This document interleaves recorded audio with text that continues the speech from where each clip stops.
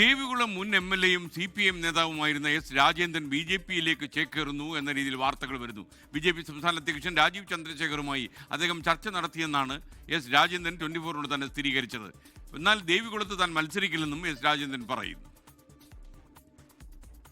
രാജീവ് ചന്ദ്രശേഖറുമായി തിരുവനന്തപുരത്ത് വെച്ചായിരുന്നു S രാജേന്ദ്രന്റെ BJP പ്രവേശന ചർച്ച.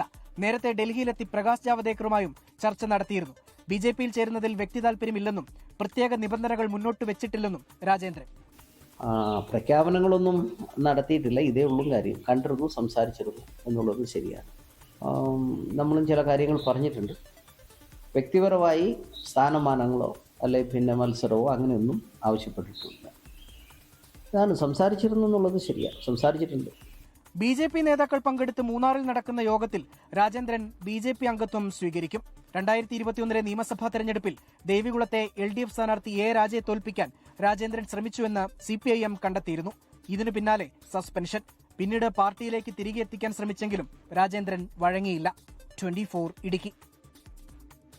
ലോകത്തെവിടെയായാലും ഏത് സമയത്തും 24 വാർത്തകളും ഓഗ്മെന്റഡ് റിയാലിറ്റി പാക്കേജുകളും എക്സ്പ്ലെയിനറുകളും വിശദമായി കാണാൻ ഞങ്ങളുടെ YouTube ചാനൽ നിങ്ങൾക്ക് സബ്സ്ക്രൈബ് ചെയ്യാം.